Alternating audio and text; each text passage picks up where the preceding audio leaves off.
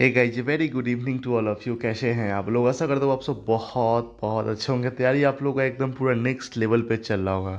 देखो, अगर आप एसएससी के तहत कोई भी एग्जाम का तैयारी करते हैं ना, सीजीएल सीएचएसएल हो गया, एमटीएस हो गया, या फिर एसएससी जीडी हो गया, स्टेनो हो गया, कुछ भी, या फिर रेलवे वगैरह कुछ भी, सबका पैटर्न लगभग सेम रहता है।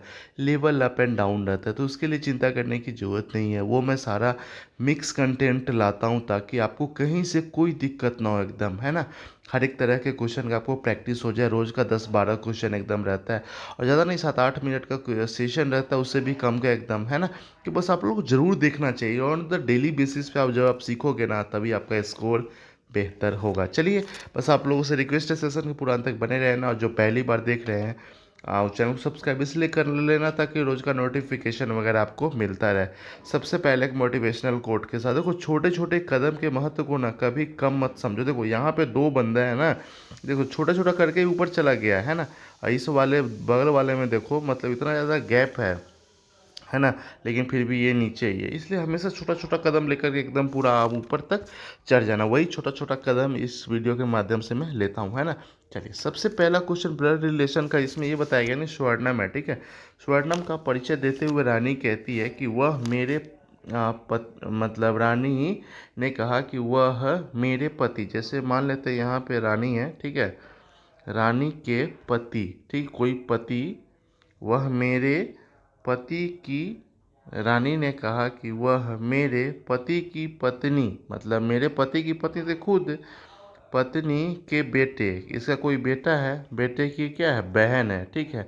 तो कौन है ये है स्वर्णम, ठीक है, स्वर्णम है ये, ठीक है। तो पूछा क्या जा रहा है, रानी जो है स्वर्णम से किस प्रकार संबंधित, तो रानी कौन हो जाएगी, ये माँ हो जाएगी। Simple basic. देखो, जब भी ब्लड रिलेशन क्वेश्चन आए ना, तो आप डायग्राम बना कर करोगे ना, तो आपका 100% सही होगा। चलिए, डायरेक्शन का क्वेश्चन है, कहा क्या क्या क्या कहा जा रहा है। एक दिन राधा ने, मतलब घर से निकलती है, और 11 किलोमीटर ना दक्षिण की ओर साइकिल चलाती है। जैसे मान लेते हैं यहाँ से 11 ये चला ली, ठीक है। उसके बाद दाएं मुड़ती है। जैसे देखो, ये हो गया ना, दक्षिण जा रही थी, ये दाएं हो गया, और ये इसका बाएं हो गया, तो दाएं की ओर मुड़ती है।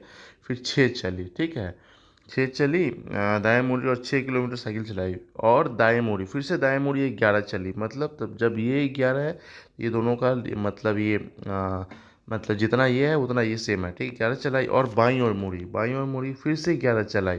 प्रारंभिक बिंदु से किस दिशा में है, यहाँ से किस दिशा में है, तो ये टोटल डायरेक्ट पश्चिम में है। देखो, कई बार बच्चा यहाँ पे गलती क्या करता है ना, कि जैसे हम यहाँ तक 11 किए हैं, और फिर अगला 11 हम यहाँ तक कर देंगे। अब जो पूछा जाएगा प्रारंभिक बिंदु से, तो सीधा मेरा आंसर चेंज हो जाएगा, उत्तर पश्चिम, है ना। मतलब तो ये हमेशा आपको ध्यान में रखना है। अगर ये वाला साइज आपने 11 लिया है, अगला भी अगर आपको 11 लेना है, तो सेम सेम लेना पड़ेगा मेरे भाई, मेरे दोस्त, है ना।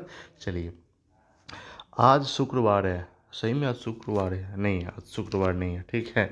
यदि आज शुक्रवार है, तो 366 दिन बाद कौन सा दिन होगा? जब भी इस तरह क्वेश्चन आए ना, सिंपल सा बात है ना, इसमें आप 7 से भाग करो। 7 से भाग करो तो कितना बार में लगेगा, इतना तो आपको पता होगा। 7×5 = 35, शेष कितना बचा, यहाँ पे बचा 1 और 6 हो गया 16, 7×2 हो गया 14, कितना बचा, 2, है ना। 2 दिन, मतलब शुक्रवार में 2 दिन जोड़ दो, तो शुक्रवार के बाद क्या, शनिवार, फिर हो जाएगा रविवार, सिंपल। अगर इससे अगर पहले ही रहता है ना, मान लो अगर जैसे, चाहे ये भी देखो ना, डायरेक्ट अगर 7 के मल्टीपल का कुछ भी रहता है तो डेम से रिपीट होता है ना। जैसे 7, 14, 21, 28, 35, मतलब ये सब जैसे भी रिपीट होगा ना, जैसे आज जो दिन है, बोला जाएगा आज से 56 दिन बाद, तो सीधा 7 का इसमें भाग लग जा रहा है, मतलब दिन सेम होगा। ये हमेशा आपको ध्यान में रखना है। इस तरह से करोगे तो जल्दी जल्दी क्वेश्चन सॉल्व हो जाता है। हाँ, किरण को याद है, किरण किरण किरण किरण किरण को याद है, उसके भाई का जन्मदिन 11 फरवरी के बाद, लेकिन 14 के पहले। तो 11 के बाद मतलब हो सकता है 12 को या फिर 13 को, लेकिन 14 से पहले आता है। लेकिन उसकी बहन को याद है, उसके भाई का जो जन्मदिन है ना, 12 के बाद, लेकिन 15 से पहले। तो 12 के बाद या तो 13 को या फिर 14 को। देखो, जो दोनों का कम्बिनेशन होता है ना, वही जन्मदिन होता है। तो सीधा क्या हो जाएगा, इसका 13 हो जाएगा, है ना। हाँ, कोड प्रणाली में मोबाइल को ये लिखा जाता है, तो क्यू को क्या लिखा जाएगा? यहाँ पे क्या किया गया ना, सीधा अल्फ़ाबेटिकल ऑर्डर में इसको अरेंज कर दिया गया। सबसे पहले बी आता है इस वाले में, मोबाइल में, फिर उसके बाद ई आता है, फिर आई आता है, फिर एल आता है, एम आता है, ओ आता है। वैसे ही क्यूब में सबसे पहले क्या आएगा, बी आएगा, बी के बाद क्या आएगा, सी आएगा, सी के बाद ई आएगा, ई के बाद क्या आएगा, यू आएगा, B E C U, sorry BCEU, कहाँ पे है BCEU, सही आंसर हो जाएगा इसका, है ना। चलो नेक्स्ट है यहाँ पे, इसको ये लिख दिया गया, क्या कांड यहाँ पे किया गया भाई, सोच के बताना। देखो यहाँ पे 8 2 10 2 12 2 14, ठीक है, 14 2 16 2 18 2 20 2 22, मतलब ये कंटिन्यू चल रहा है ना। इसमें प्लस दो दो हो रहा है ना, तो यहाँ पे क्या हो रहा है, +3 +3 +3, तो वही है, 11 में 3 जोड़ेंगे क्या आ जाएगा 14, 14 में 3 जोड़ेंगे आ जाएगा 17, 17 में 3 जोड़ेंगे 20, 20 में 3 जोड़ेंगे क्या आ जाएगा 30 हो जाएगा। तो NQTW यही आपका सही आंसर हो जाएगा, है ना। यही सेशन अच्छा लगा जरूर इसको शेयर कर, चैनल पर पहली बार है तो आपका सपोर्ट बनता है। चलो हाँ, एक इस तरह क्वेश्चन अक्सर देखने को मिलता है, LX के पूरब में है, जैसे LX के पूरब में है जो मतलब ठीक पहले वाले के लिए आता है। LX के पूरब में है जो Z के उत्तर में है, मतलब X जो है ना Z के उत्तर में है। यदि O Z के दक्षिण में है, यदि O जो है Z के दक्षिण में है तो L किस दिशा में है, तो एल किस दिशा में है ओ का, मतलब यहाँ पे ये पूछा जा रहा है कि एल जो है ना, थोड़ा सा टाइपिंग मिस्टेक हो गया, कि एल जो है ना ओ के किस दिशा में है, ठीक है।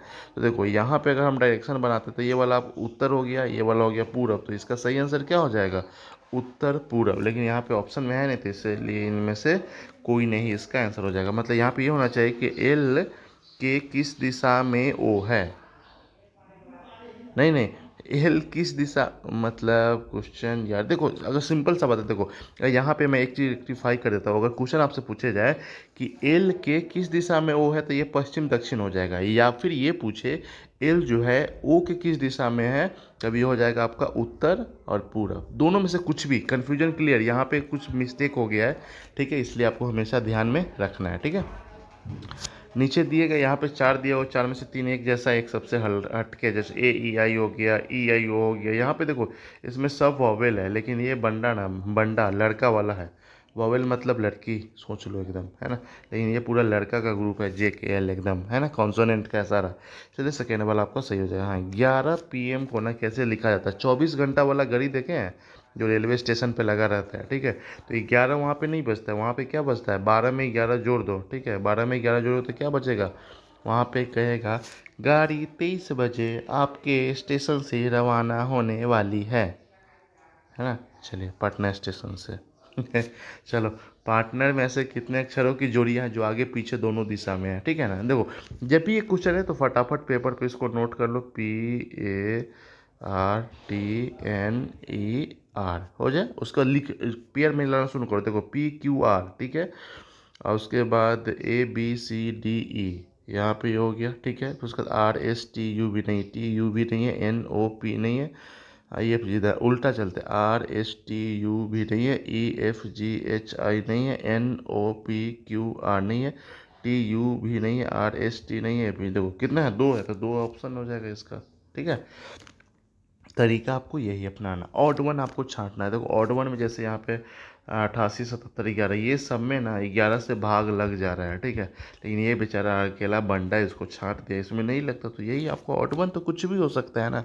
लॉजिक आपको नंबर देखते ही पता चलना चाहिए, जैसे MP DG, यहाँ पे क्या लॉजिक हो रहा है। देखो इस दोनों के बीच का डिफरेंस 3 है, इस दोनों के बीच का डिफरेंस 3 है, यहाँ पे भी 3 है, लेकिन यहाँ पे भाई 11 7 18 7 है, तो इसलिए आपका ऑड वन ही आपके यहाँ पे KNR हो जाएगा, है ना।